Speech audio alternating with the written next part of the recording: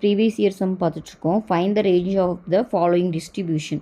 கீழ்கண்ட பட்டியலின் விவரங்களை கொண்டு அதன் வீச்சை காண்கன்னு சொல்லிட்டு ஒரு டிஸ்ட்ரிபியூஷன் கொடுத்துருக்காங்க. ஆக்சுவலாக நம்மளுக்கு ரேஞ்சுக்கு ஃபார்முலா தெரியும். ரேஞ்சோட ஃபார்முலா என்னென்னு பார்த்தீங்கன்னா எல் மைனஸ் எஸ்.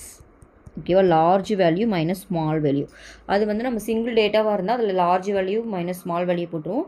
இந்த மாதிரி டிஸ்ட்ரிபியூஷனில் கொடுத்தாங்கன்னா நீங்கள் இந்த வேல்யூ தான் எடுத்துக்கணும். ஓகேவா, இது தான் எடுத்துக்கணும். இப்போ இதில் லார்ஜ் வேல்யூ என்னன்னு பாருங்கள், 28. ஓகே, ஸ்மால் வேல்யூ பார்த்தீங்கன்னா இங்கே 16 தான் இருக்குது. ஆனால் அது எடுக்கக்கூடாது. ஏன்னா அதோட அந்த மாதிரி 16 to 18 ஸ்டூடெண்ட்ஸே கிடையாது. ஓகேவா, அப்போ அது வராது. அப்போது எதுலேருந்து ஸ்டார்ட் ஆகுது, 18 தான் ஸ்டார்ட் ஆகுது. இப்போ ஸ்மால் வேல்யூ பார்த்திங்கன்னா 18. ஸோ நம்மளுக்கு ரேஞ்சுக்கு ஃபார்முலா தெரியும், எல் மைனஸ் எஸ். அப்போது 28 மைனஸ் 18 அப்போது 10. இப்போ 10 இயர்ஸ் தான் கேட்குறாங்க. அப்போது 10 ஆண்டுகள் தான் வரும். ஓகேவா, 28 ஆண்டுகள்லேருந்து 18 ஆண்டுகளை கழிச்சா 10 ஆண்டுகள் தான். ஆண்டுகள் இங்கே தானே இருக்குது. அப்போ ஆன்சர் பாருங்கள், 10 ஆண்டுகள் தான் இந்த சம்மோட ஆன்சர். ஓகேவா.